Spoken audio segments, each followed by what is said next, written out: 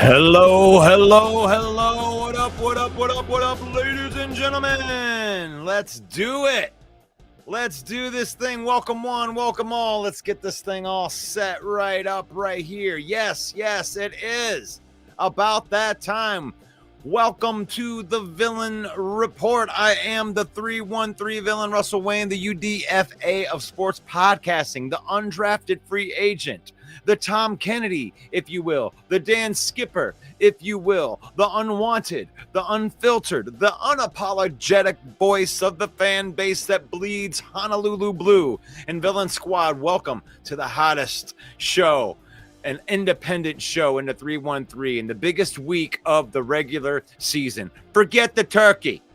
Forget the stuffing. Forget Aunt Patty's mystery casserole that nobody touches. Because this year, Thanksgiving ain't about the food. It's about revenge. And it's about the Detroit Lions stepping on to Ford Field with the entire nation watching and settling a score that's been marinating since week one. And you know exactly what I'm talking about. The Packers came out of the gate hot in September, puffed their chests out, ran their mouths a little bit, and walked away with a 27-13 win like they were still running the North. And ever since that game, every single player in Allen Park has had that score tattooed in their memory. This game right here, this is the NFC North fork in the road. Win this, and Detroit puts both hands on the wheels in the division. Lose this, well, you're fighting from behind for the rest of the season. Green Bay knows it. Detroit knows it. Everybody in the country watching their TV knows it. And the Villain says, listen closely. There's nothing more dangerous than a Lions team that feels like it owes somebody a beating, especially on Thanksgiving, especially at Ford Field, especially against the Packers. So buckle up, Villain Squad. Grab a plate, grab a drink, grab someone you love, and tell them that you're about to witness a statement game, a revenge game, the kind of game where Detroit reminds the world exactly who they are. Or we'll tell a different story about how the light is dimming for the Lions' playoff hopes. So let's talk about it. This episode is brought to you by Fanatics.com. That's right. If you're down with the 313 and you bleed a little bit of that Honolulu blue, or if you bleed any color from a different crappy team in the NFL, then you need to gear up like the real one over at Fanatics, our official merch partner. So here's what you do. You hit that QR code right there and save up to 25% off of your order. Every click supports the channel, the page, and lets the world know that fans of your team do it bigger and they do it better. Villain Squad don't do knockoffs. We do official. We do Fanatics. So get yours. The Villain just crossed over 96,000 villains on the Facebook page. That's right. Detroit, help us storm the castle of 100,000 followers. Just remember that liking, commenting, sharing, subscribing. If you're a fan of Detroit sports, you should already be doing it. And it helps us get up into the algorithm. And what does that mean? That means that every time that you do that, you help other football fans be able to see this content and enjoy the conversations that we're having. And on here, it's faith, family, and then football. In that order, we use football. Spend time with your family, create a memory, but don't let football use you. Don't let it change you when you lose. So here we are. It is upon us. I have 3 new baby videos for you tonight, and I'm excited about that. So let's get to the conversations. Let's say hello to everybody that's in there so far. Dave, what's up, Dave? You like that? What's up, Big M? You like that? Yeah. Yeah. Well, I guess we'll start with that. I just saw that too. Look at that. Corey Woods. So, I mean, this is one of the most respected writers in Detroit that comes out that breaking from multiple reports. 4-time Pro Bowler center Frank Ragnow is coming out of retirement to return to the Detroit Lions. How are you feeling about that? I mean, wow. Wow, that is so exciting to the villain right here. Frank Ragnow is my favorite player on the team. He has been, for quite some time. He's been my favorite player, and that is so huge. I don't know how much it's going to affect tomorrow. I don't think that he could be ready and go out there and play in tomorrow's game, but having him back, get him back into game shape. Maybe he's been staying in shape. But he is Frank Ragnow. And he's had, more importantly than being in game shape, like Buddy says right here, is he in game shape? But more important than him being in game shape is he can be in game shape in a short order. But the most thing is he's had 8 months of recovery from that toe. And Frank Ragnow is Frank Ragnow. You're not going to lose that much by taking an extra 8 months off, when you're coming into that. He's been playing through that broken toe for like the last 3 years, fighting through it. So I'm sure it did help to not have any games for a while, and he'll be the healthiest that he's ever been. So we all get a present early. Is this going to make a difference? Let me know in the comments. I don't think it's going to make a difference tomorrow, guys. I don't think that Frank Ragnow is going to come out of retirement on Wednesday and be ready for a Thursday game. Maybe he will, but that makes a huge difference. You all of a sudden just made Graham Glasgow go back to where he was. You got Tate Ratledge taking over. He had taken over for Zeitler, who's already played well, and that could make a huge difference. And Buddy, I would say that he plays versus the Cowboys. I do not think that he could play tomorrow. I don't know. I haven't heard anything else out of that. There's no stories that have been done on it. I just know that Corey Woods broke the news right here. And Corey Woods is one of the guys that asked Dan Campbell questions. So this is not fake news. This is not, if Corey Woods says this, then this is true. How could you not be pumped up about this? This is amazing. I can't even, I'm kind of breaking this as I started the show. This is crazy. Steve says it was said that he will play against the Rams. Okay. So Frank the Tank would be coming back versus the Rams, but the Lions still have to take care of business over the next couple weeks. And this game against the Packers is unbelievably huge. This might be the biggest regular season game. You look at last year's game in week 17 for the division and for the 1 seed. It didn't end up being the biggest game because both teams got bounced in the first round. It becomes a bigger game if you go further in the playoffs, but does this become the biggest game? Right here. This right here is huge. What happens to either one of these two teams if they are to lose this game? It is so exciting.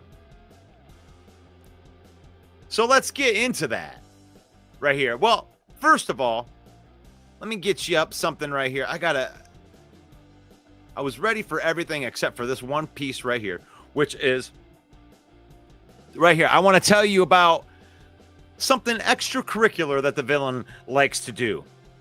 If you're a fan of the band Tool, I want to invite you. Detroit, Flint, and hell, even if Steve wants to come from Green Bay, y'all better mark your calendar in permanent ink, because Friday, January 30th, 2026, it's about to get loud. Your boy, Russell Wayne, the 313 villain, is stepping out from behind the mic of the Villain Report and stepping right up on the stage as the lead singer of Toolology, which is the ultimate tribute to Tool. And yeah, Yeah, you heard me right. The UDFA of sports is now the UDFA of melting faces in Flint. The Machine Shop, Flint, Michigan. Doors at 7 o'clock. And usually it's $15 in advance. But for everybody else, but the listeners of the show, you can hit my DM and the Villain Squad will comp your ticket. Yeah, that's right. If you make the trip up and you watch me in a different era, right there, then I'm going to comp your ticket because that's the kind of person that I am. If you love Tool and you love live music, if you love seeing the villain fire off some bad takes, then you're going to love hearing me fire off some high notes like Aiden Hutchinson firing off the edge. This is your night. Let's pack that Machine Shop. Let's make it sound like Ford Field. Tickets on the QR code on the flyer, but like I said, hit me up, and let's make Maynard James Keenan proud, or at least confused on why he got promoted on a football show. So, Villain Squad, assemble. So, thank you for letting me do that rant right there. I hope that I get to see you guys all out there. But let's get back into what we were talking about right here, which is this Thanksgiving game tomorrow between the Detroit Lions and the Green Bay Packers. Let's be real, Villain Squad.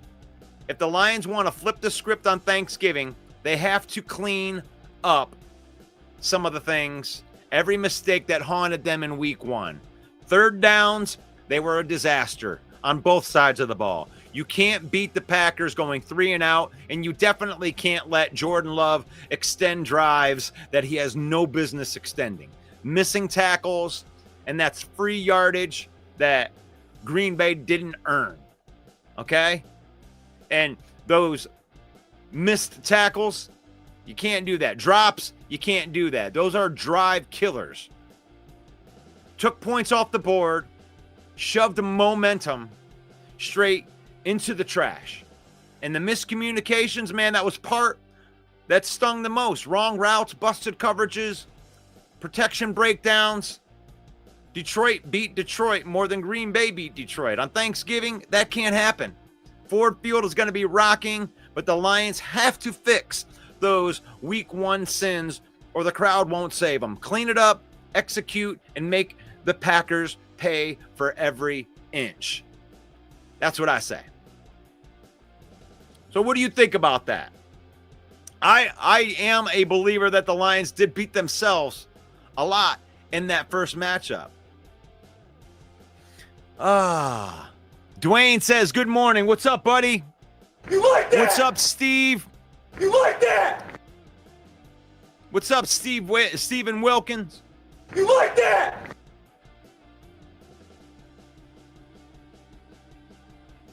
Oh, Likens. Stephen Likens. I'm sorry. I can't read today. Frank is back today. That's right. We have to split the season versus the Packers. You can't lose to the same team twice, especially after being at home on Thanksgiving. Can't do that. You got to split. You can't let them do it to you twice. You got to be ready this time.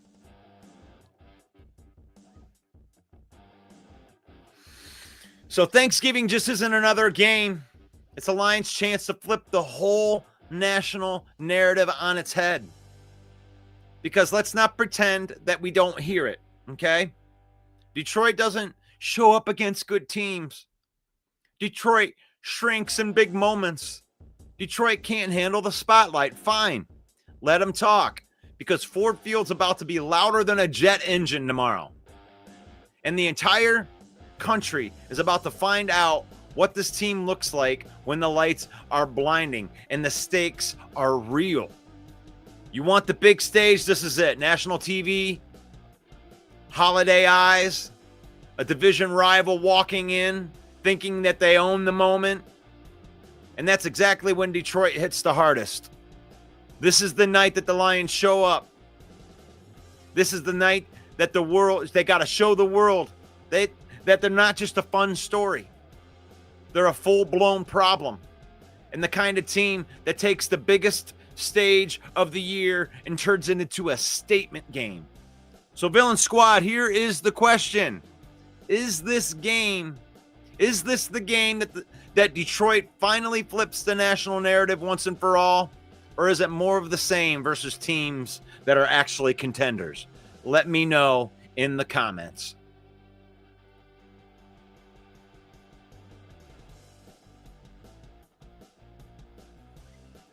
Steven says this would be a great win. Get our team going and rolling into the next game.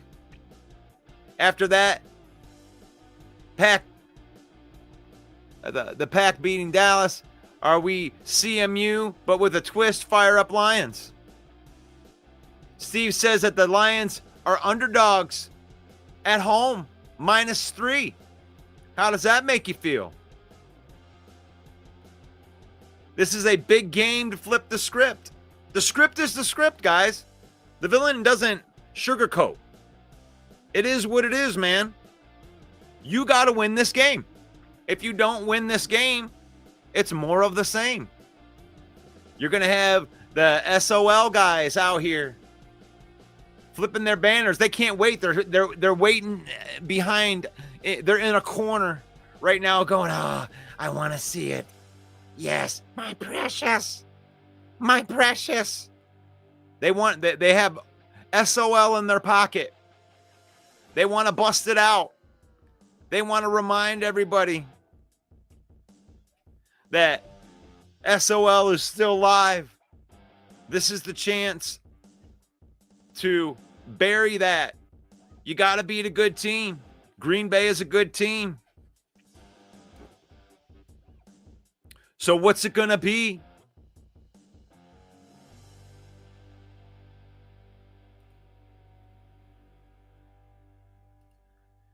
Steven says, being the underdog gives me some more belly fire and wanting to win, especially after being an underdog at home.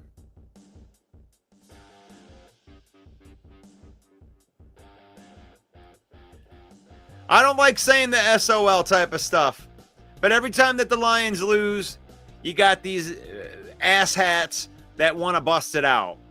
They want to act like that, like SOL is, contending for the playoffs every year and doing that. But let's get into one of the baby videos. We gotta put. I think Chris Jericho. Baby Chris came out and he said that he needed to put the Green Bay Packers on the list. So let's do that. Okay, Green Bay, is this what we're doing now? You want to stroll into Detroit on Thanksgiving Day, our day, trying to ruin the feast, spill the gravy? Do you know what happens when you try and march into Ford Field and play spoiler while the whole country's watching? You want to mess with Detroit's holiday joy, huh? You want to try to turn Thanksgiving into a stupid Packsgiving? Do you know what happens when you try to ruin the Lions' Thanksgiving dinner, huh? When you try to take the turkey out of Dan Campbell's mouth and the drumstick out of Jared Goff's hand, do ya? Green Bay Packers, you just made the list. Damn, there he goes again. Chris Jericho don't pull no punches. He tells you how it is, doesn't he? You don't got to worry about that. Oh, my God. Let's see. So, let me get my notes up here. Yeah, there you go. When you look at this Thanksgiving showdown, you have to ask real questions. Has the shift in leadership made the Lions team tougher and more locked in than the group that stumbled in week 1? Dan Campbell has taken more control when it mattered. Veterans are holding the young guys to a higher standard, and the identity of this squad is tighter now than it has been all season. So the bigger question is this game Is this the game that decides the NFC North? Because whoever wins keeps pace with the division leading Bears with games against the Bears that are left over. Green Bay's desperate. The Lions are desperate because a loss buries them both. So, it's going to be hard for either one of these teams to come back out if they lose. Detroit needs this one for tiebreakers. They need this one for momentum and the message that it sends to the entire conference. And you have to get yourself in contention before you can even get yourself to a point where you can have Frank Ragnow mean anything coming out of retirement. Both teams know exactly what it means long-term. So, Villain Squad, let me ask you, is this the moment that the Lions take the North by force?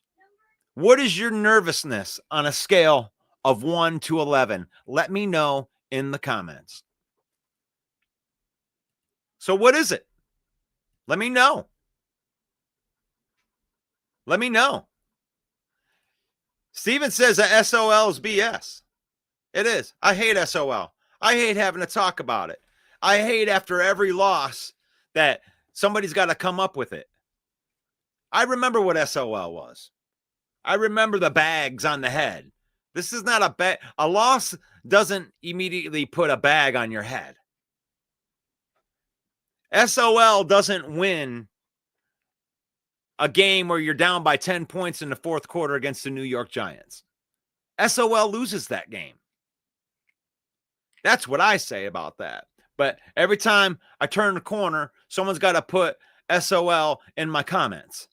So I have to address it every time I see it. And I'm really sorry about that, Steve. I get sick of it too. Dwayne says the refs better call a fair game. Well, the Lions better play a good enough game that the refs aren't a factor. I don't want it. I don't want to do that. Steven says, do you by chance have Hall and Nash? They would be great too. I did do one with Scott Hall, and that one blew up in my face because we lost that game. I had a good one, but it didn't work very well. Green Bay Packers, go Pack all day, says the Packers are ready. Of course. Of course the Packers are ready. That's why this game is huge. If you guys weren't the type of team that were ready, then I wouldn't give a crap to talk about it.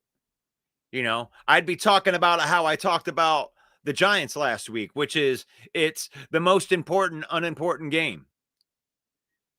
And all the Lions had to do was beat the Giants. I didn't care how it happened. Of course, you want to see a blowout, but nobody's really blown out the Giants this year.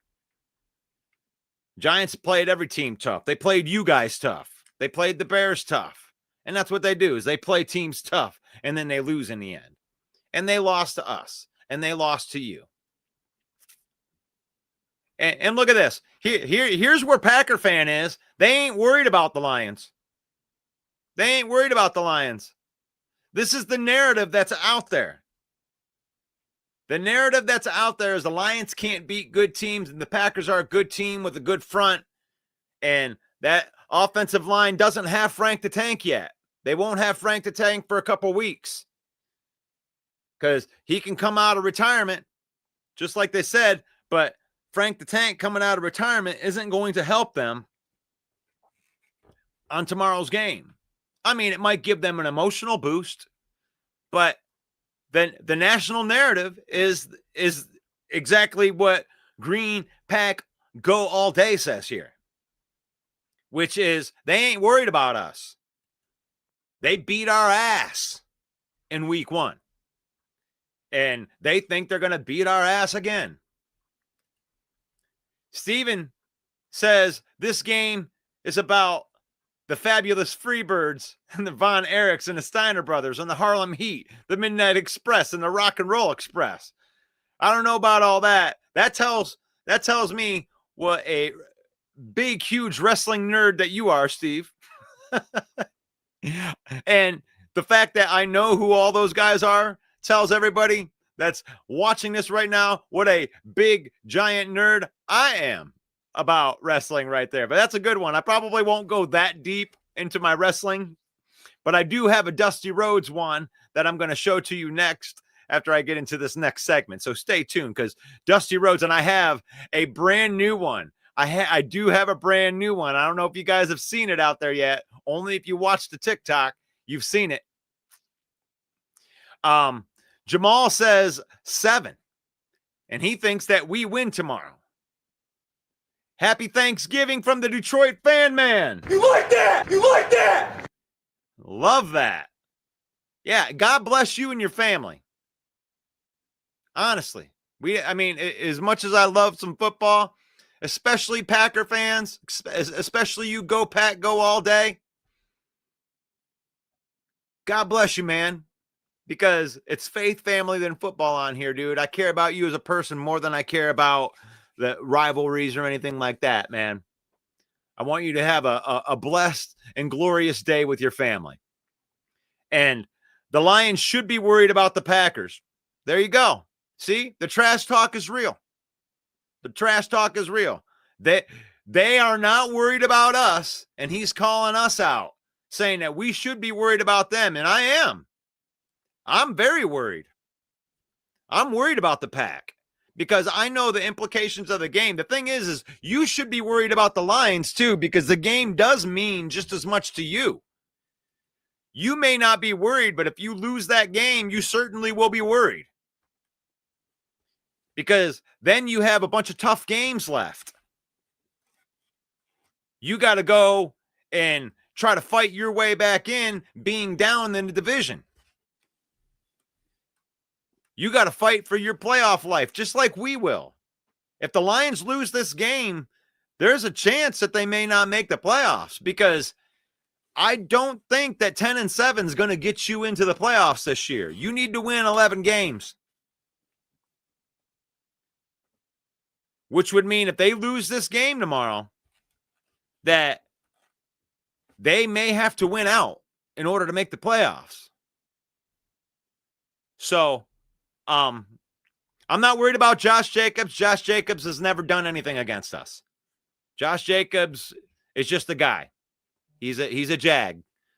So I'm not worried about your running back. You should be worried more about your offensive line, just like we're worried about our offensive line, the interior of our offensive line. So let's go on to this next one right here. You know, we do like to talk trash around here, but the villain also tells the truth. And the truth is that Jordan Love is having his best season as a pro. The two biggest knocks on Jordan Love early in his career were simple. Completion percentage was too low. Interception percentage was too high. And this year, he's cleaned both of them up. Jordan Love is sitting at a 67.7 completion in his completion rating, 15 touchdowns and only 3 interceptions. Now, he does have 5 fumbles, but still, that's top 10 accuracy and top 4 ball security in the league. And to say, and we can say whatever we want about the guy, but he's been clutch too. 4 fourth quarter comebacks, third most in the NFL, delivering game-winning drives like the one against the Giants. And you can define quarterback play a million different ways, but it always comes back to the basics.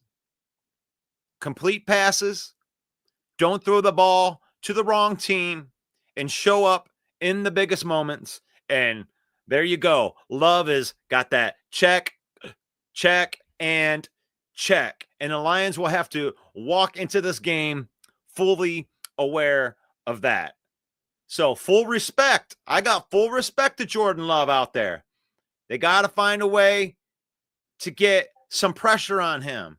And they got to find a way to get pressure on him without blitzing, because that's another spot where Jordan Love is been excelling this year. Don't blitz this guy, because if you blitz him, he will carve you up. He'll carve you up 12 ways from Sunday. I'm not worried about Josh Jacobs. Maybe I should be worried about Josh Jacobs, but so far this year, as far as the Lions go, is we stop running games. We're a really, really good team at stopping the run. We always put it on the quarterback. It's Jordan Love that I'm concerned about taking the game over. Jordan Love makes big plays. He gets the ball downfield. And if they don't get pressure on him, then he just sits back there and carves you up. So,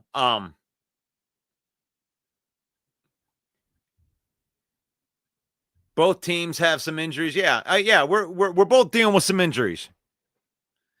Lions are starting to get some guys back. Lions got a couple more secondary pieces coming back this week, but still no Kirby Joseph. And the thing is you're just trying to bide your time, man. I want this team to be fully strong going into the playoffs. And at this point, it's like we're holding on to our playoff life right now. And Green Bay could kick a desperate team while they're down right here. But what do you think about the matchup between Jordan Love against the Lions secondary? Can the Lions get pressure with 4 guys? Because if they can get pressure with 4 guys, then they can bring everybody else back into coverage. And that's actually where Jordan Love has been at his worst. That is the best chance for survival against Jordan Love, in my opinion. You take Aleem McNeil, DJ Reader, Tyreek Williams, Aiden Hutchinson. You rush 4 and you drop everybody back into coverage. And you need to get pressure with those 4. You got to take advantage of a rookie center playing in his 3rd game. You got to take advantage of it, just like they took advantage of us in the first week when we had our 2 young guards and the interior of that Green Bay defensive line had a field day. Miscommunications, their crowd was loud, and they gave us a long day all day long in there. So what did you think about it? While you guys are getting your comments in there on that one, I'm going to bust out some baby Dusty Rhodes. So let's hear from baby Dusty. Let me tell you something, baby. It's about to be Thanksgiving, and the Detroit Lions are looking for a little common man justice, if you will. See, the Green Bay Packers came into week 1 strutting around like NFL royalty, baby, handing out whoopings like it was charity. But this week, the tables have turned. Jared Goff, the man with the golden arm, you see, he still got to prove he can carve up a great defense like a deep fried turkey sitting on Big Mama's table. And prove it he will. The Lions, they fight for the blue-collar fan, the man eating leftover stuffing at halftime. This ain't about no crown, baby. It's about putting a little Motor City flavor on that Thanksgiving plate. So get ready, Packers, because the common man's team is coming for you. And when that final whistle blows, there's going to be cranberry sauce, turkey bowls, and some sweet revenge that Detroit has up on a plate ready to serve up cold. Happy Thanksgiving, Daddy. Happy Thanksgiving to you too, baby Dusty Rhodes. Baby Dusty always got some sweet magic that has to come out of his mouth. Yeah. Time for Jameson.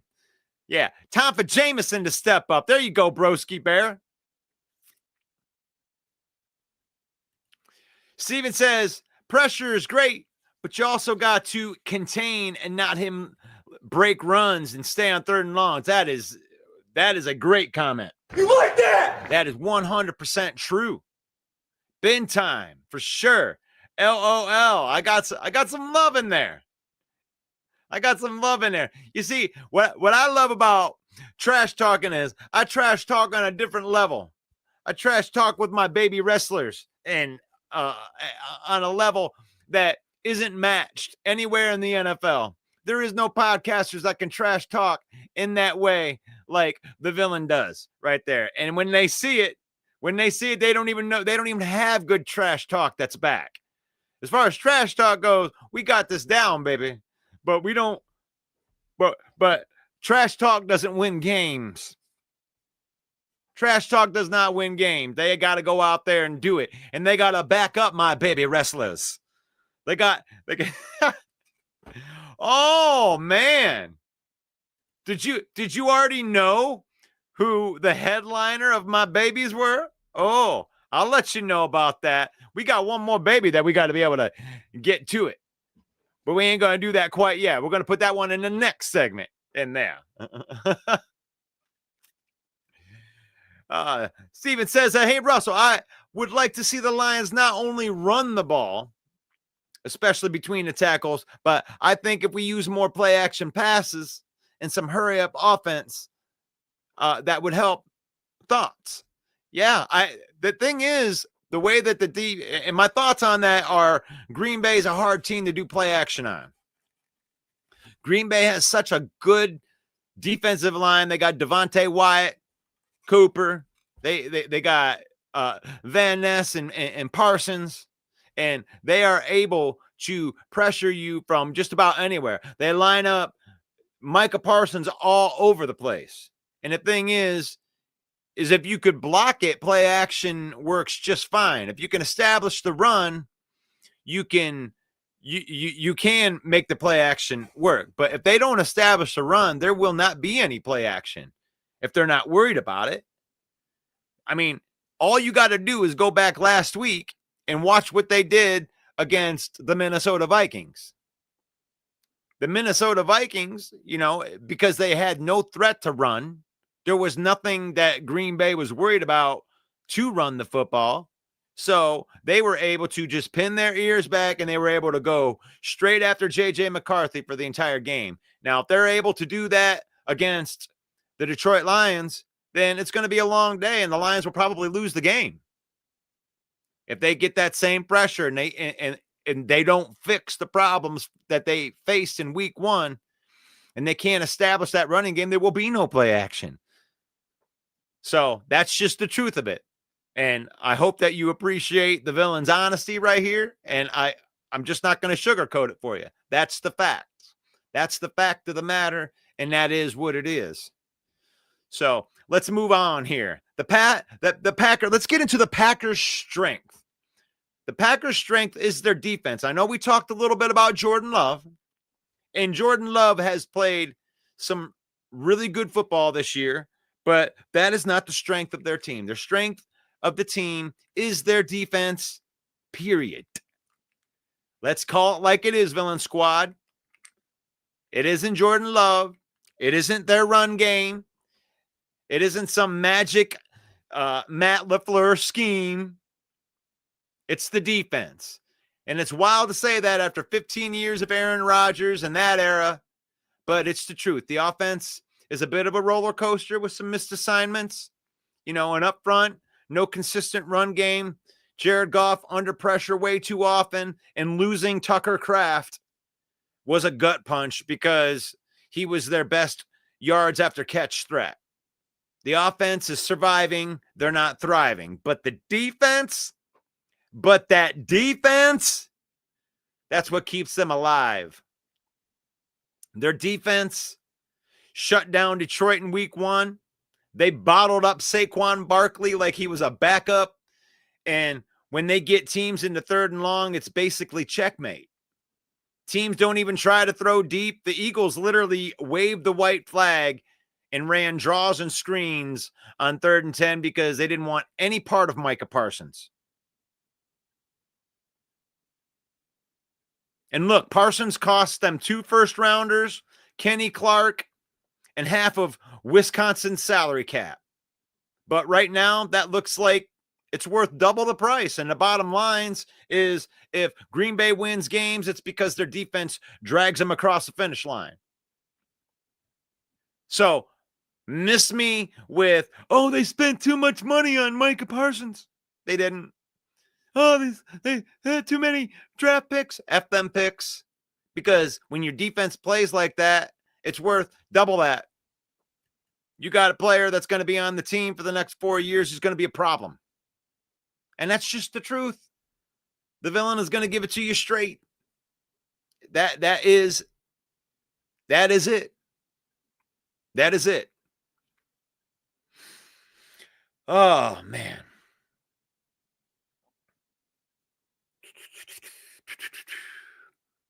Oh, there we go. Yeah, and if the Lions lose, let's talk some Detroit basketball. Yeah, going for 14 straight wins. All right. Yeah, there you go. So, what do you think about that take right there? It's the defense. If the Lions got to be able to do some stuff on defense. And the thing is, if they can run the football, then it could give Green Bay some trouble. Because that's really Micah Parsons' only weakness. And this year, it hasn't been much of a weakness. But if you can put yourself into a position where you just run right at him, run at Micah Parsons and keep running at him, because it's probably not going to work right off the bat. But if they stay committed to the run and they keep on chopping at that tree, then in the fourth quarter, they can break through. And that's what they got to do. And they can't let Green Bay get out to a 2-touchdown lead, because that just plays into the strength of that team. But the thing is, it's the same way the other way around too. The defenses are very similar in that way, because if Green Bay lets Detroit get out to a couple touchdown lead, then it's the same thing with Aiden Hutchinson and the interior of our defensive line. So that whole stat works both ways. Green Bay's had a little bit better of a defense, but Detroit's defense is coming on. And that's, of course, if you take last week as an outlier, you know, you could say that Jameis Winston carved up our secondary, but, you know, 3/4 of their offense came from trick plays. And you can't get beat on trick plays. You got to be more disciplined than that. And there's no better tape than last week's tape to help those guys like Amik Robertson, Derek Barnes. Don't bite so hard on that stuff. Let the other guys on the team do their jobs. Like in both of those scenarios, you know, Amik Robertson came up on the 1 and left the guy wide open in the end zone. I mean, that guy wasn't going anywhere running to the outside. We had 3 guys that were in their disciplined spot ready to tackle. And you jumped the gun, Amik Robertson. That's not a defense problem. That's a one-guy problem. Do your job. That's it. Don't try to do everybody else's job.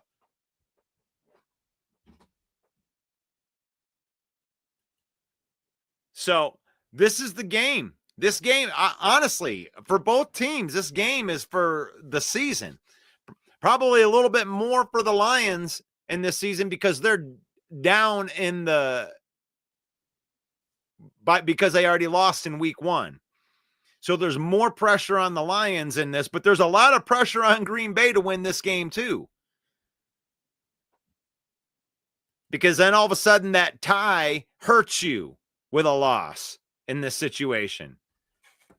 Because you got a whole bunch of teams that are bunched up in that middle, all about the same records. And it's going to be very, very hard to make this team or make it. You ain't making the playoffs at 9-8 this year, not in the NFC. You ain't making the playoffs at 9-8. You might not even make the playoffs at 10-7. There may be some teams that missed the playoffs in the NFC that finished 10-7. 10-7 is the new 8-8 from back in the day.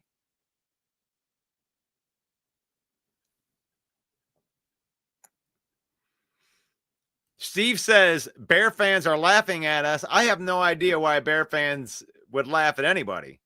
Bear fans are having a good season. Bear fans are taking care of business.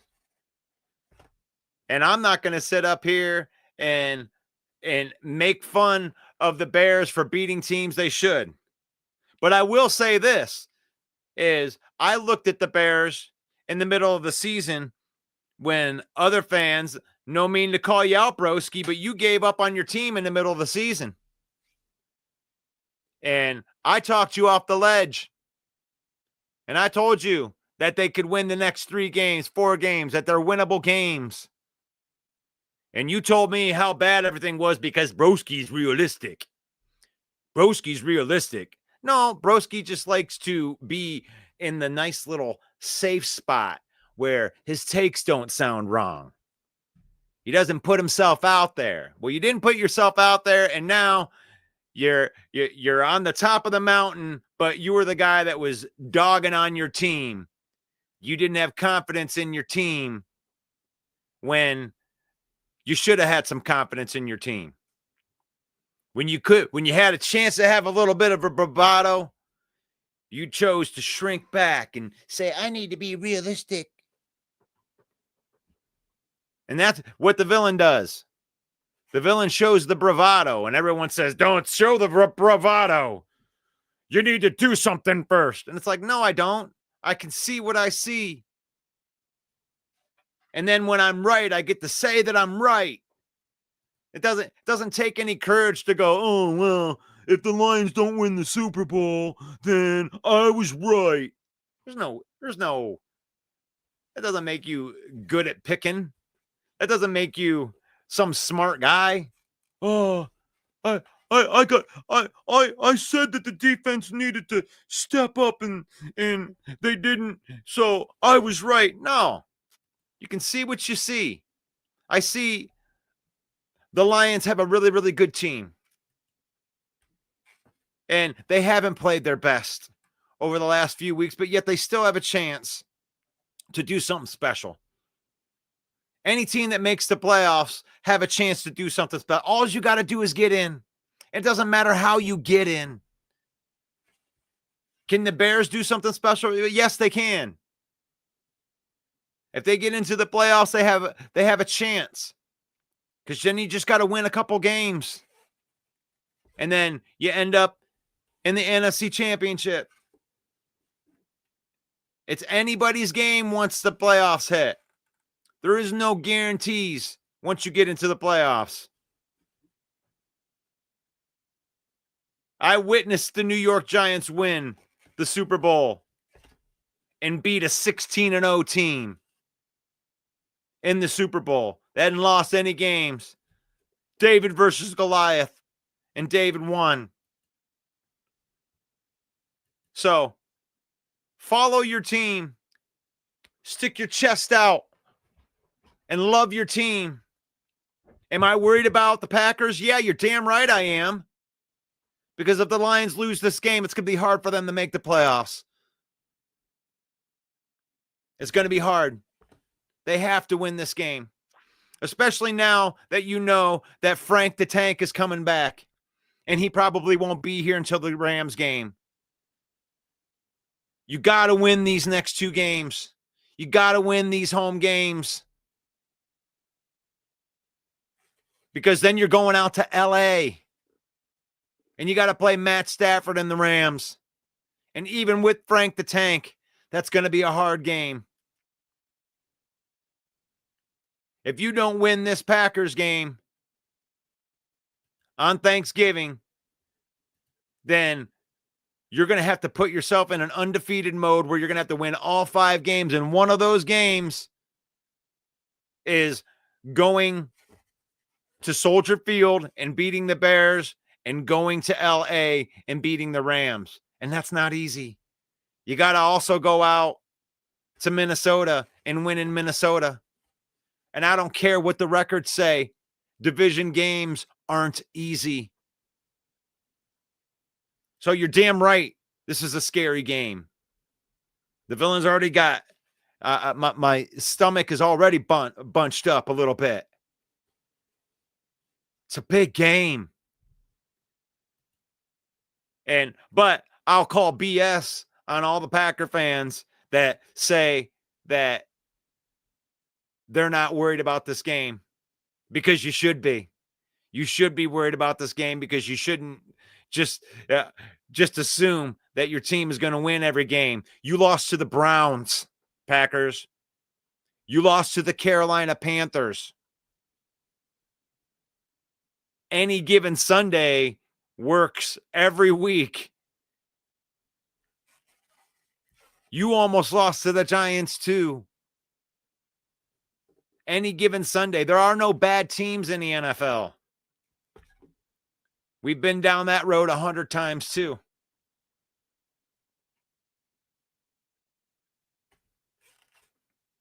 There are no bad teams. There's no bad players. You don't make an NFL roster and be bad at football. There are no bad players. And that extends into the 16 guys on a practice squad. That's 69 players on 32 teams. None of them suck. There's guys that are waiting to get called up to a practice squad that are on teams that are good at football. There are no bad players. That's one thing the NFL has done a very good job at over the last 15, 20 years is the parity is like it's never been before. The worst team can beat the best team. It's happened. It's happened this year. The Miami Dolphins spanked the Buffalo Bills. That's not supposed to happen. The Browns beat the Green Bay Packers. That's not supposed to happen. And I don't think that's as much of an indictment on the Green Bay Packers as I would like to call it. Oh, they suck. They lost to the Browns. Well, it's the NFL. It happens. So the fact that you're not worried, you're just lying to yourself. I'll admit it. I'm the villain. I don't sugarcoat nothing. I'm worried about the Packers, and I damn well should be. I should be worried about the Packers.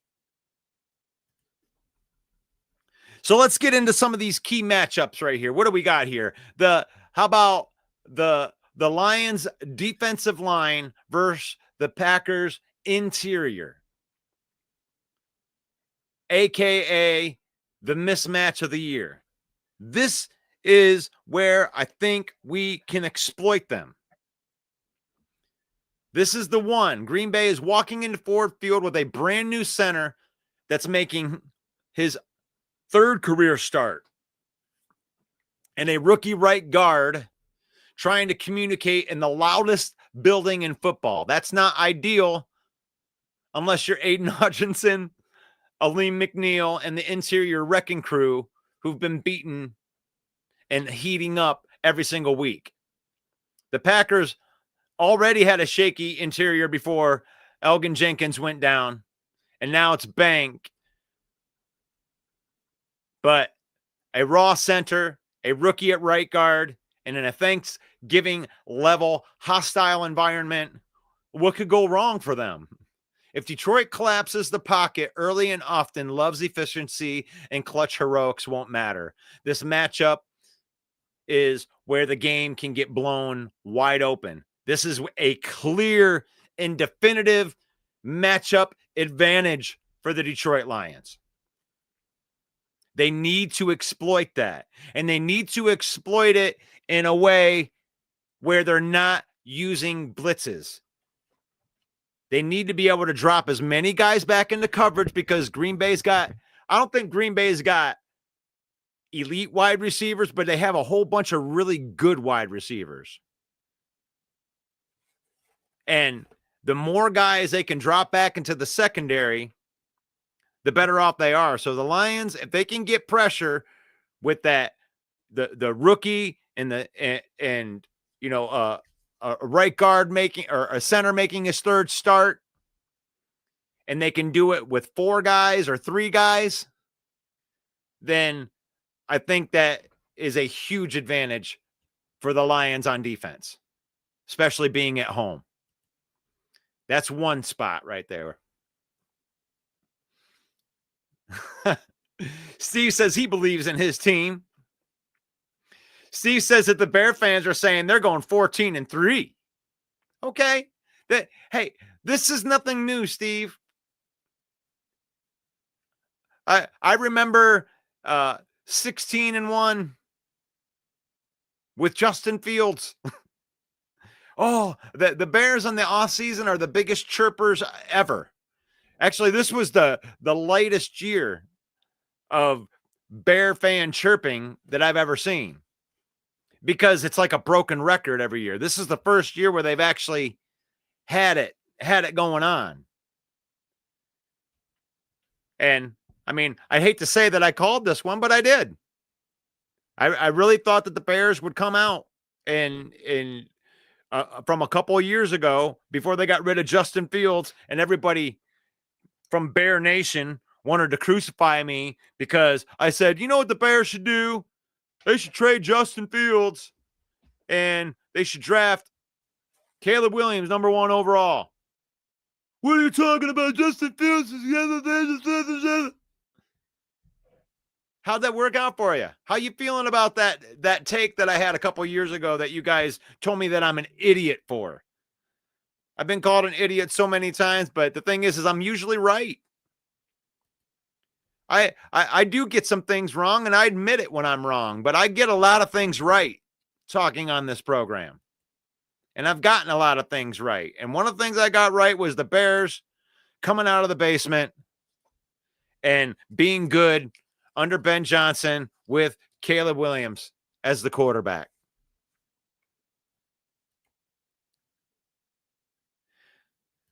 Oh man. So I'm not surprised, Steve. I'm not surprised that the Bear fans are chirping, and they deserve it. If your team's doing well, you get to stick your chest out a little bit. Don't be afraid to do that. Don't pull a broski and be realistic your whole life. That's no fun. Don't be realistic. Support your team. Throw a little homer in it. It's okay. Who cares if you get it wrong? I got a hilarious thing. I put a post up. I got to show you guys this. Let me find this. Let me look over here, because it's hilarious, because I put some betting odds up, and I'm a pretty nice guy when I want to be.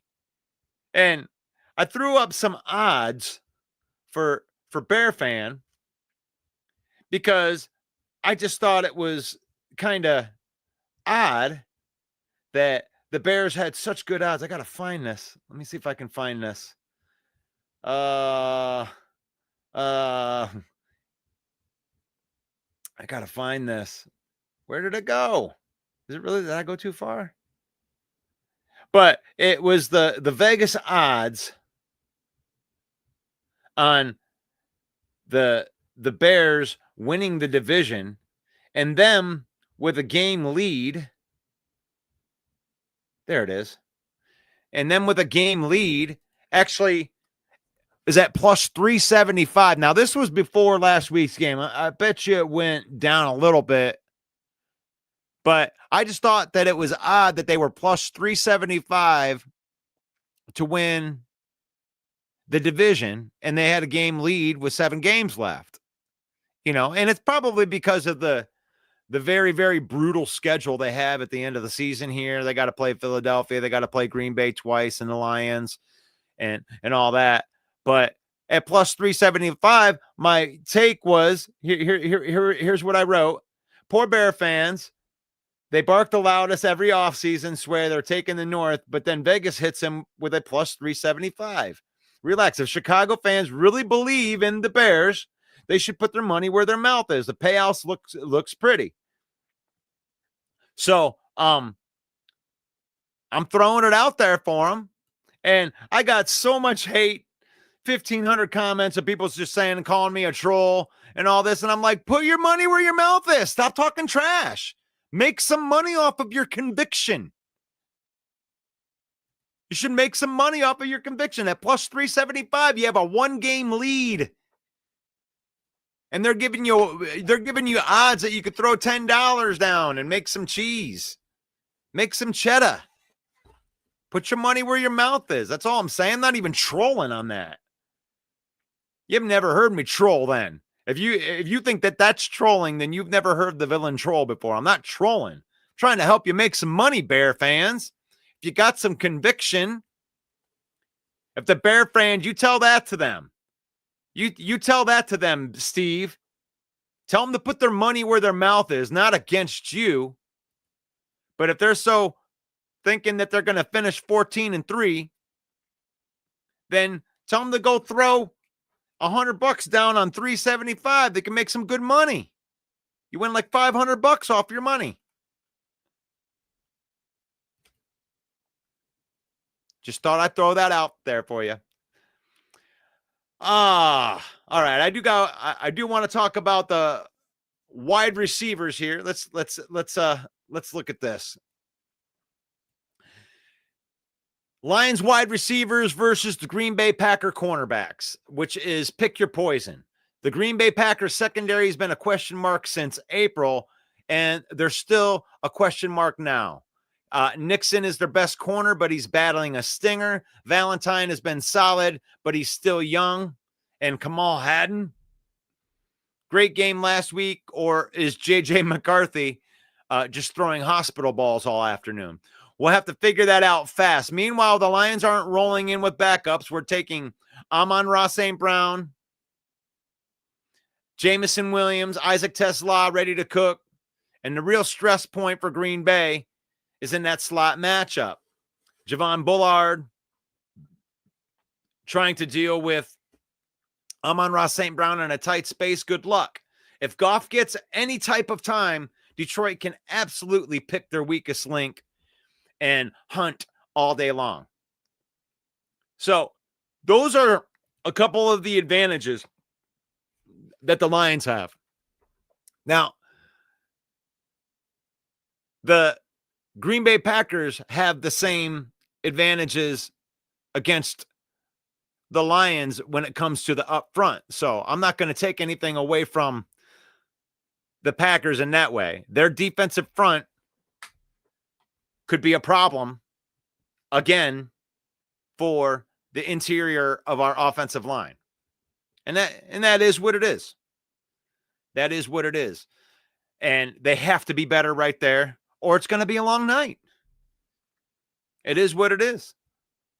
So, I don't see a lot of new comments in here. So for those of you that waited all the way to the end for the headliner, I'm so proud of this one right here. That the Baby Rock, you can see him on there. Baby Rock is making his debut. For your listening pleasure, I present to you Baby Dwayne. And Green Bay, let me ask you something. Do you think you impressed Baby Rock with all your little trophies you collected before Baby Rock was even a baby? Do you think Baby Rock is supposed to stand here, raise an eyebrow, and be amazed at your cute little Rudy Poo Week 1 win? Know your role and shut your mouth. Because the Detroit Lions, the most electrifying team in NFL entertainment today, are about to walk into Thanksgiving. Take that Green Bay gravy bowl, turn it sideways, and stick it straight up your candy asses. The Lions will do what they do best. Layeth the smackdown on every cheesy, yellow-wearing jabroni standing in their way. If you smell what the Lions are cooking.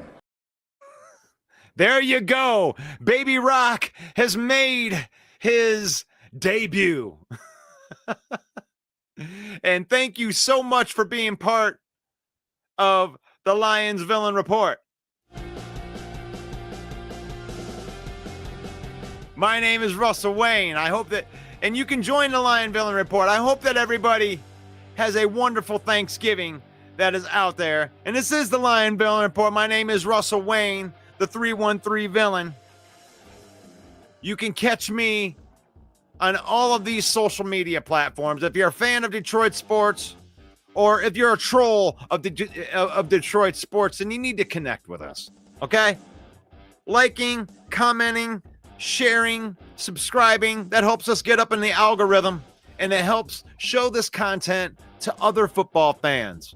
And join the conversation. That's what this is all about. It's fun. It's fun to talk football. That's why I can even do what it is that I do. So connect with me. This episode is brought to you by Fanatics.com right there. If you're down with the 313 and you're rocking with us, then you need to gear up like the real one and hit that QR code right there and save up to 25% off of your order. The Villain Squad don't do knockoffs. We do official. We do Fanatics, so get yours. It's faith, family, and then football. We do it in that order. That way I don't have to hate on Green Bay fans. I can love on you. So we can talk a little bit of trash, but use football. Spend some time with your family. Use football. Create some memories. Don't let football use you. And may the Lord bless you. May the Lord keep you. May the Lord shine his face upon you until we meet again in Jesus' name. Amen. God bless you guys. Thank you for being part of the Villain Report, this special Villain Report, the game day review or preview. God bless you. I'll see you in the next video.